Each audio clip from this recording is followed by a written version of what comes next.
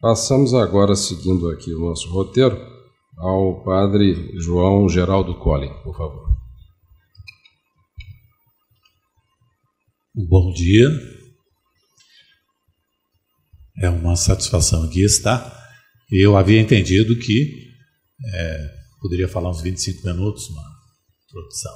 Então, nesse sentido é que eu preparei, com a ajuda de Ana Cláudia, a quem agradeço, alguns slides. A contribuição da Companhia de Jesus ou das congregações religiosas para a educação no Brasil, nós certamente vamos partir dali. A Trindade Santa nos cria para a comunhão. Neste objetivo de comunhão para a humanidade, a encarnação de Jesus é o exemplo do modo como a humanidade é convidada, cada um de nós também, a participar na construção da sociedade.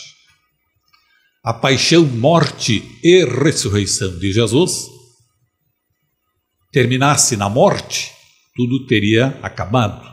Mas em ressuscitando, ele deixa para seres humanos a inspiração, tanto no final de Mateus como os demais evangelistas. De uma forma ou de outra, eles dizem isso: ide pelo mundo, ide de povos em povos, fazendo o quê? Anunciai esta experiência do amor de Deus que podeis fazer. Dali é que brota, e se nós quisermos, ao longo dos séculos, bem antes de Santo Inácio de Loyola, nós temos Santo Agostinho, cuja festa celebramos na terça-feira passada. Nós temos São Bento, de quem muito bem o senhor falou. Depois nós temos, na sequência, São Francisco de Assis. E se a gente prestar atenção na história da humanidade desde então, especialmente destas figuras, é que brotaram dezenas e dezenas, se não centenas de congregações que à educação também se dedicaram. De Jesus, da Trindade, essas figuras ao longo dos séculos, para nós chegarmos, então, quando Colombo está preparando as naves para atravessar o Atlântico e chegar por essas bandas, Santo Inácio está nascendo em Loyola. Loyola, isso é uma localidade bem pequena entre Azpeite e Azcoita, nos Países Bascos, na Espanha, 1491. A adolescência e a juventude, o 12º, 13º filho de uma família numerosa, ele a dedica à leitura de cavalaria, depois se exercita, sobretudo, no uso das armas, da espada. E é por aí que ele constrói o seu sonho de ser valente, brilhante, soldado e, por que não, encantar as mulheres com a lábia, com a palavra, com a poesia, com a escrita. A juventude assim ele o vive, mas vivendo este ideal, o que lhe acontece? Defendendo um castelo, os adversários são bem mais numerosos e mais fortes, então ele sofre um ferimento muito grave nas pernas. Não tem mais condições de lutar, é retirado, vai para Loyola, e quando, depois de fugir da morte, porque estava bem pertinho, gostaria de continuar a leitura do que antes ele lia, Amadís de Gaula e outras coisas. Disto nada havia. O que havia sim, na casa da irmã mais velha, era a vida de Cristo e a vida dos santos. E aí ele inicia um movimento, em 1521, 1522, de grande transformação. Aquele homem de vontade, inteligência, de grandes coisas, já não como soldado, mas sim em favor de Cristo. Ele, no processo de conversão, ele experimenta uma grande admiração por São Domingos e São Francisco de Assis, perguntando-se assim: se eles o puderam, por que não poderia eu fazer tantas coisas no seguimento de Jesus? E esse processo vai acontecendo até 1537. Então, de 21, 22, ele vai para Manresa, tem uma experiência mística especial, sui generis, inicia a escrita do que é conhecido como os exercícios espirituais. Depois eu volto sobre os exercícios. Vai para a Terra Santa porque acredita, um tanto ingenuamente então, que seguir Jesus significaria andar pelos chão, pelos ares, junto das árvores onde Jesus tivesse vivido. Não foi possível. Retorna, estuda na Espanha, mas como tem muita incompreensão, algumas perseguições, ele vai para Paris. E aí ele conquista os primeiros companheiros. Esses 7 que são ordenados então em 37, vão para a Itália, e na Itália desejam ir para a Terra Santa uma vez mais. Se não pudessem, colocar-se-iam a serviço do Papa para missões que o Papa desejasse. Então, em 1540, o Papa aprova o que é conhecido como a fórmula do Instituto. São poucos parágrafos, onde se diz a que veio basicamente o que sintetiza à direita ad maiorem Dei gloriam, é um slogan que diz um pouco do que Santo Inácio então pretendia, almejava no serviço de Jesus ajudar as almas próprias e outras. A quê? A encontrar a vontade de Deus e por ela pautar sua vida. De que modo? Os que fosse possível, na Eucaristia, nas homilias, na catequese, e bem depressa, quando a congregação então é aprovada em 1540, ainda ele não pensava em educação, em escola. Mas quando ele falece, sim, 1556, ele falece. Antes disso, 48, 49, começava o primeiro colégio na Itália, de ensino.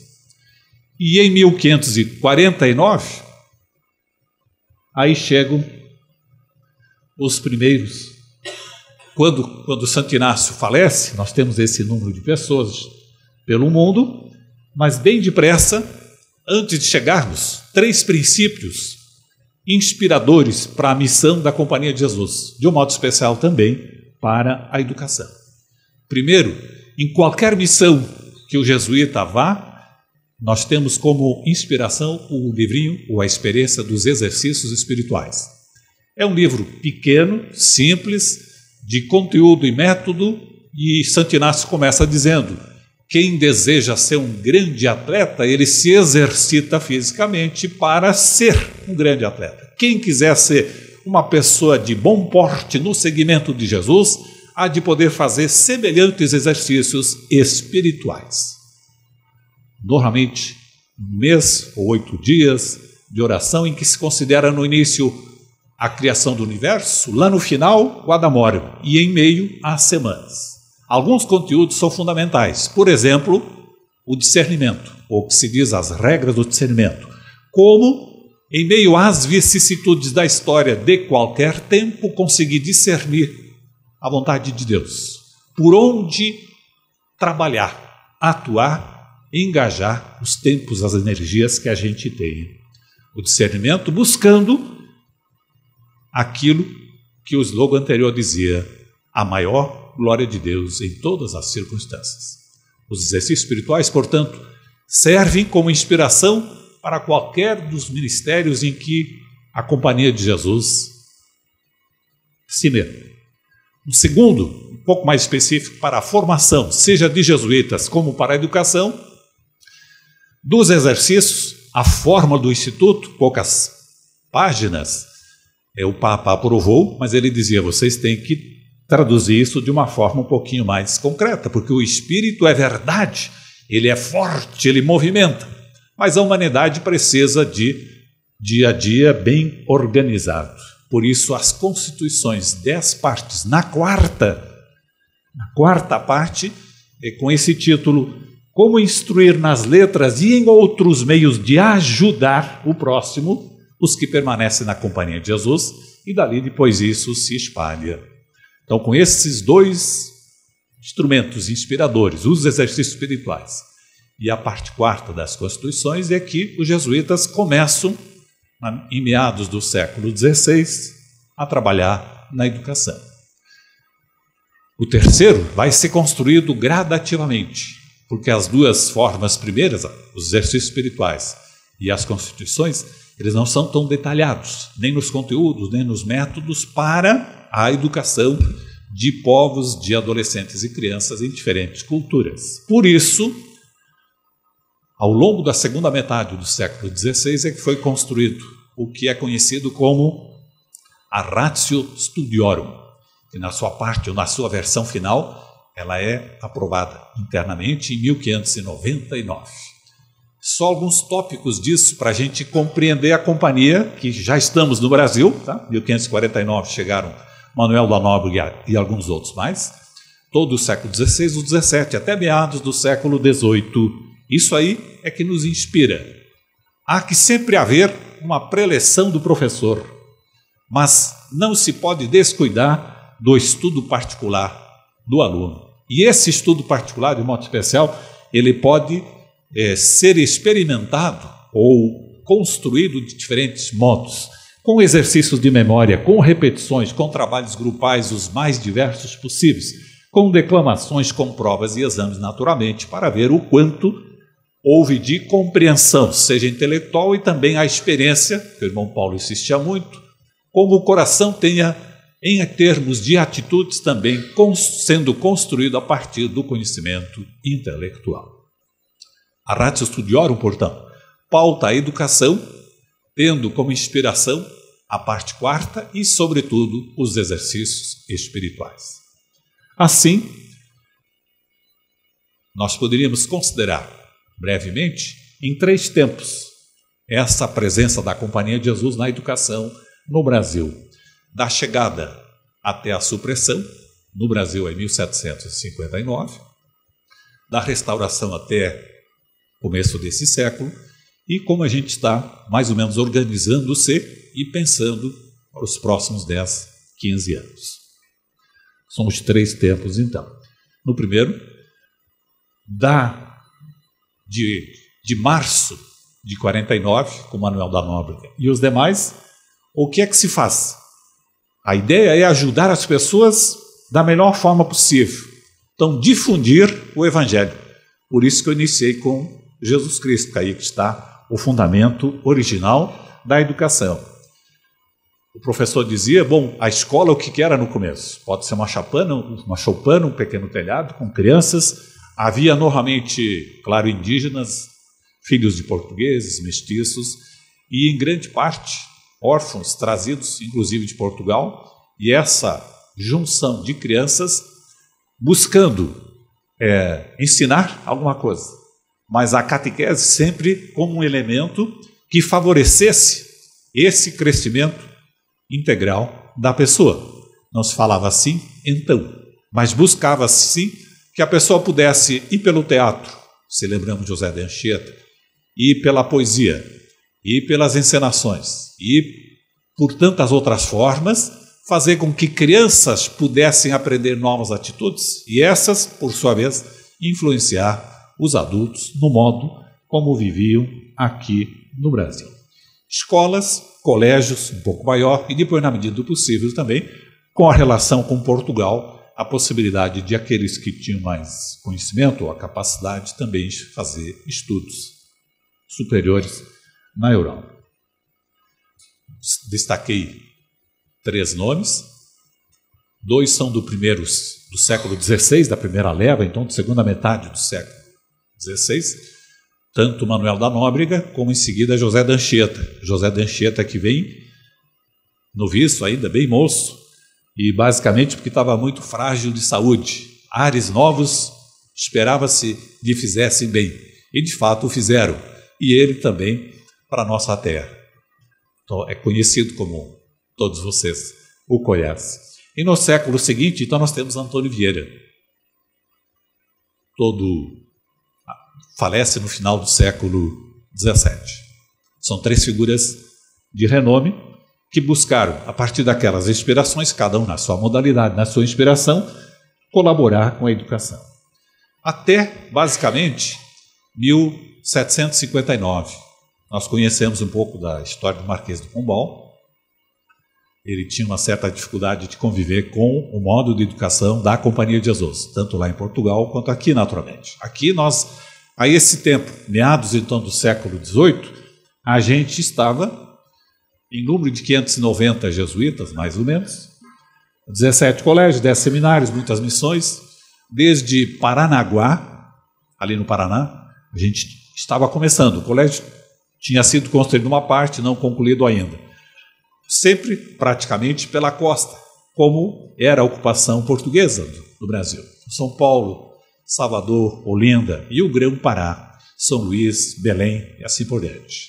Sem contar o que lá no extremo sul havia também os 7 povos, as reduções. Né? O primeiro início, lá em 1628, com Roque Gonzalez e os companheiros, não surtiu tantos efeitos. Inclusive foram mortos naquele mesmo ano, 1628. Passa um tempo, mas a segunda metade do século, de 1650 em diante, gradativamente as reduções se constroem. E nós entramos no século XVIII com os 7 povos fortes, grandes, ali no Rio Grande do Sul. Mas sabemos também como, 1750, o tratado vai obrigar aqueles povos a migrar para o outro lado do rio. Foi a destruição daquela experiência bonita, rica de evangelização, que também colaborou para a expulsão dos jesuítas no Brasil e, na sequência, em 1773, a partir de Pombal, a monarquia, seja de Portugal, como da Espanha e da França, fazem as suas pressões políticas junto do Papa e o Papa, então, decide que a gente deixe de existir. E, de fato, são presos aqui, levados para a Europa. São 40 anos de sofrimento, de dor, de tristeza. E onde a gente foi, como Companhia de Jesus, mantida e apoiada, foi na Rússia da Catarina. E justo por quê? Porque ela queria educadores para a sua terra.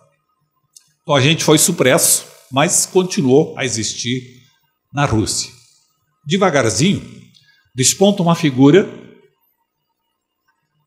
Giuseppe Pignatelli, que já era jesuíta antes, naturalmente, padece, mas ele sobe até a Rússia e por ali tem os contatos. Gradativamente, no começo do século 1800, 1804, 1805, a partir dos contatos com um bispo, com outro bispo, etc., começa um noviciado, começa algum postulado, que são as etapas de formação de jesuítas. Né?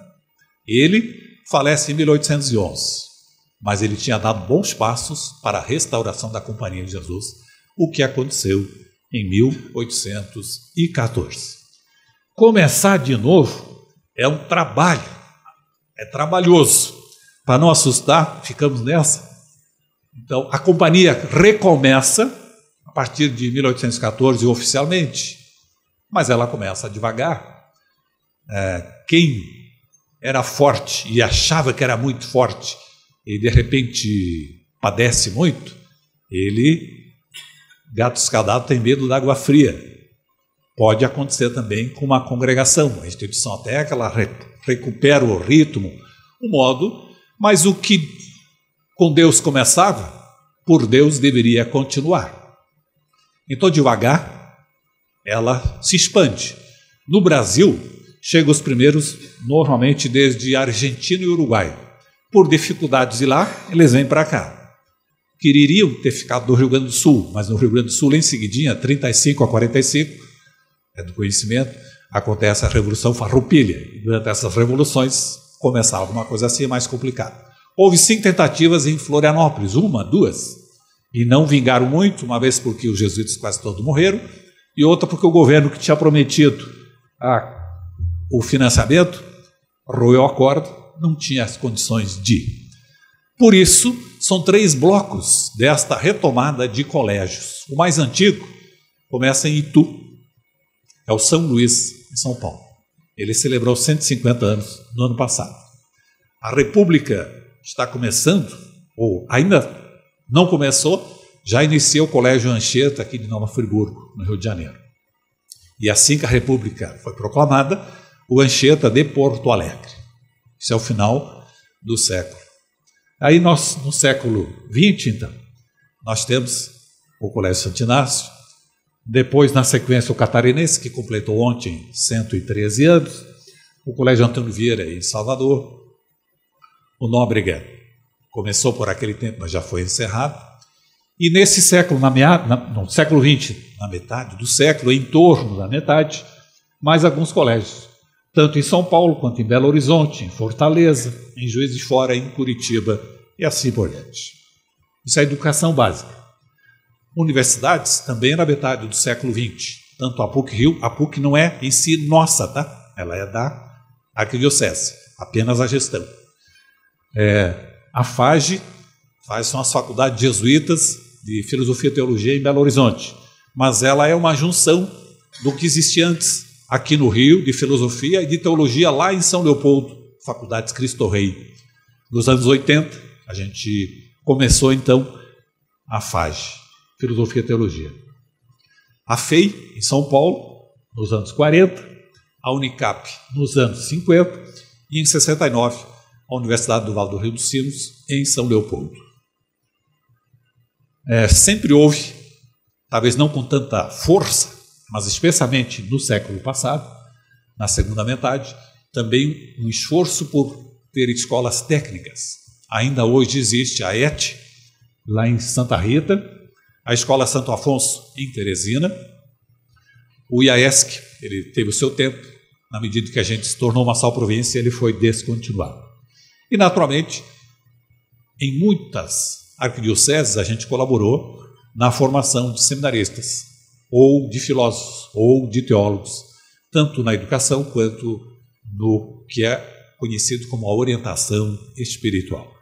Se a Ratio Studiorum, ela pautou a educação no mundo inteiro, no século XVII e XVIII, com a supressão, depois retomando gradativamente, já foi se experimentando que um ordenamento para o mundo inteiro era inviável. Então, algumas tentativas no século, especialmente no início do século XX, com o Ledochowski, o padre geral, aquela introdução de 1934. E especialmente depois, na segunda metade do século XX, com o Concílio Vaticano II, aquilo que significou o concílio para a Igreja, o concílio pede para a vida religiosa que volte às suas fontes, às suas origens, tanto dos fundadores, do carisma, de modo especial, das constituições, para quê? Para se renovarem, assim como a Igreja precisaria renovar-se. E também naquilo que são missões específicas que a gente levava em frente, nas diferentes congregações. Na Companhia de Jesus, então, em termos de educação, em 65/6, com o padre Pedro Arrupe, então geral, a Congregação Geral, 31ª. Congregação Geral é uma espécie de capítulo, tá? Capítulo geral. Reúne-se lá uns 200 e tantos jesuítas para refletir sobre a realidade de então e, diante da realidade dos desafios, encontrar alguma pista de colaboração para a sociedade. Aquelas dos anos 60, então, elas insistem que a educação é importante que seja continuada. Então, 80, 86, tem 2 documentos escritos, um pelo padre Arrupe e o segundo pelo padre Covebar, que já era o geral, então, em seguida, a partir de 81, e o que foi em 93. Me detenho brevemente, a pedagogia ignaciana. É uma retomada a partir dos exercícios daquela parte quarta da Ratio Studiorum, mas atualizada para o final do século XX. Então, a insistência ou a preocupação em que a gente possa, nos colégios, com os alunos, trabalhar para que a identidade ignaciana aconteça. O que é próprio, o que é específico de um colégio ignaciano. Que medite ou que concretize um pouco daquilo que são as experiências dos exercícios espirituais. Para fazer isso, naturalmente, a capacitação dos professores, nos conteúdos desde matemática, química, física, etc., naturalmente também no que é próprio do ser ignaciano. E a coerência institucional, os valores, como já foi acentuado diversas vezes, que pautem todo e qualquer comportamento da instituição. É conhecido de alguns o pátio interno, e aí nós estamos então chegando na terceira etapa, ou no momento mais presente. Tá? Nós éramos até 2014 3 províncias, uma no sul, a BRC aqui no sudeste, no nordeste, mais uma região da Amazônia. Desde 2014, assim como na Argentina, a Argentina se une ao Uruguai, há um movimento internacional de reduzir o número de províncias, porque as características da humanidade, elas não são tão diferentes de um país para outro. Reunir forças, construir redes, parece ser inteligente. Então, no país, nós, desde novembro de 14, somos uma só província. Antecedendo praticamente a criação desta província, cuja sede é aqui no Rio de Janeiro, aqui na Professor Alfredo Gomes, 32, e tem as partes administrativas na Bambina, 115, a rede de educação ela já vinha se construindo com um pouquinho maior rapidez. Havia o delegado para a educação básica. E esse trabalho de início de século, ele insiste, olha, o formando, nós teríamos que trabalhar para que os formandos tivessem esses 4 Cs, que eles fossem pessoas conscientes de si, da realidade, do dom que é a vida, da capacidade de poder colaborar com a humanidade. Para isso, é indispensável que sejam competentes em várias áreas. Não em todas, mas o maior número possível. Porém, não adianta a competência apenas, é preciso o ser compassivo, ou seja, deixar-se tocar, sensibilizar pela realidade que muitas vezes é dolorida, quando não cruel. E por isso, comprometidos com o quê? Com que o conhecimento, com essa realidade, se traduza a partir do conhecimento da ciência, em tecnologia, em serviço em favor da humanidade onde a gente vive. E não qualquer sociedade, mas que a gente possa transformá-la para que ela seja mais humana, mais solidária ou mais fraterna, com outros aditivos que a gente pudesse colocar.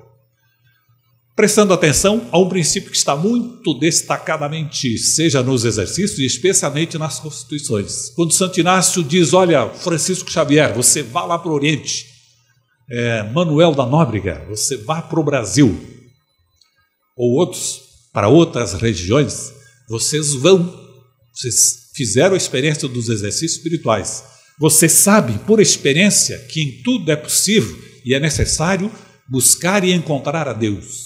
E a partir desta vontade, desta presença encontrada, dar a resposta possível naquelas circunstâncias. Por isso, adaptando sempre às circunstâncias de tempo, lugar e pessoa.